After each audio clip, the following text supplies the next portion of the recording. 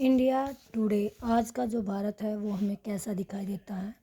After celebrating over 70 years of independence, हालांकि मैं अब 73 किया था इंडिपेंडेंस सेलिब्रेट, तो इतने साल आज़ादी के बाद भी it is important for us, हमारे लिए ज़रूरी है to review whether we have achieve the ideal और that we set forward in the constitution, कि क्या जो हमने कॉन्स्टिट्यूशन में अपने आदर्श सेटअप किए थे उनको हमने अचीव किया या नहीं किया।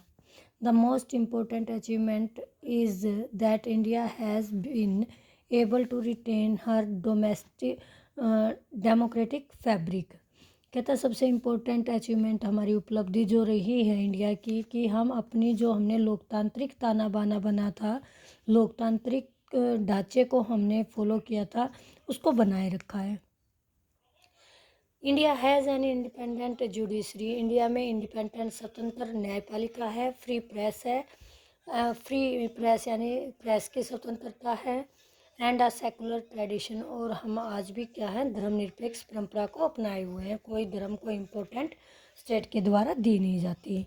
डिस्पाइट द डाइवर्सिटीज़, हम हालांकि हमारे यहाँ विभिन्नताएं हैं, कम्युनल टेंशन सांप्रदायिक तनाव भी है, एंड क्लैशेस और संघर्ष रहता है आपस में लोगों के बीच में। द पीपल आर यूनाइटेड, फिर भी लोग यूनाइटेड है, एक हैं, and celebrate this unity on national days with a sense of nationalism and patriotism.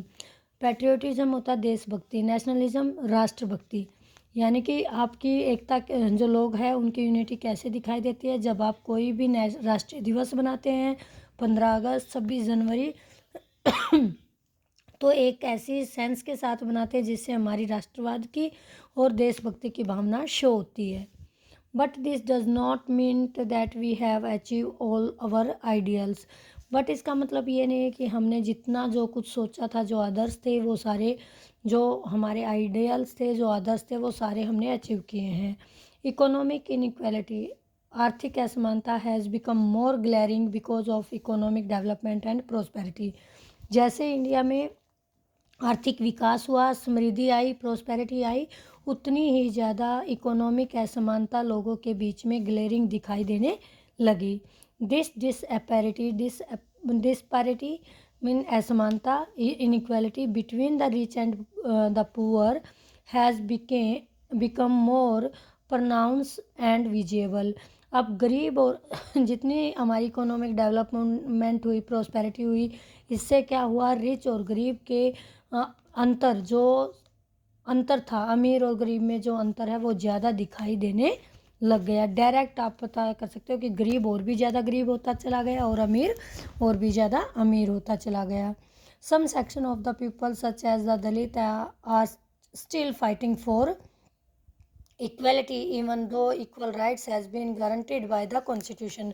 हालांकि कॉन्स्टिट्यूशन के अकॉर्डिंग या लॉ के according all are equal, but ऐसा नहीं है। कहते हैं जो हमारी दलित सेक्शन है, दलित लोग हैं, वो आज भी स्टिल अब भी फाइटिंग समानता के लिए लड़ रहे हैं, और हालांकि संविधान ने सभी को इक्वल मतलब समझा है, इक्वल राइट्स दिए हैं, इसकी गारंटी हमारा कॉन्स्टिट्यूशन देता है। उसके बाद रियल में अगर हम देखें तो ये चीज़ें फॉलो नहीं हो रही हैं। बेसिक एमिनिटीज़, जो हमारी बेसिक फैसिलिटीज़ हैं, सुविधाएं हैं, like clean drinking water and electricity is still not available to all, ये भी अभी तक सभी लोगों को प्रोवाइड नहीं हो रही। अमीर इनको एंजॉय कर रहे हैं, लेकिन जो गरीब हैं, जो अफोर्ड नहीं कर सकते इन फैसिलिटीज़ को अपने दम पर, अपने पैसों से, तो उनको ये फैसिलिटीज़ आज भी प्रोवाइड गवर्नमेंट के द्वारा नहीं करवाई जा रही। In a vast country with such a large population, India एक वास्ट कंट्री है, बड़ा देश है, पॉपुलेशन भी सेकंड नंबर पे है वर्ल्ड में। It is necessary for every individual to come forward. अब ये ज़रूरी हो जाता है कि देखो, एक गवर्नमेंट के करने से या स्टेट के करने से हमारी इतनी ज़्यादा पॉपुलेशन, वास्ट कंट्री है, तो डेवलपमेंट नहीं हो सकती या फैसिलिटीज़ नहीं हम अपने देश को सुधार सकते। इसके लिए सभी को एफर्ट्स करने पड़ेंगे, एवरीवन इंडिविजुअल, हर एक को, प्रत्येक को इंडिविजुअली, अकेले टू कम फॉरवर्ड, आगे आना पड़ेगा एंड कंट्रीब्यूट, और अपना योगदान देना पड़ेगा towards a cleaner and better India. India को एक अच्छा और साफ़ सुथरा स्वच्छ देश बनाने के लिए हमें अपने इंडिविजुअल एफर्ट्स भी करने पड़ेंगे। ये नहीं कि मैं अपनी गली में कूड़ा, अपना घर साफ़ कर लिया, सारा कूड़ा करकट मैंने गली में डाल दिया, अब हम कहें कि गली तो साफ़ कौन करेगी, गवर्नमेंट की ड्यूटी है। ठीक है, गवर्नमेंट 10 दिन ना आए वहाँ कर्मचारी साफ़ करने के लिए, तो आपका एरिया, आपका मोहल्ला क्या हो रहा है, ख़राब हो रहा है।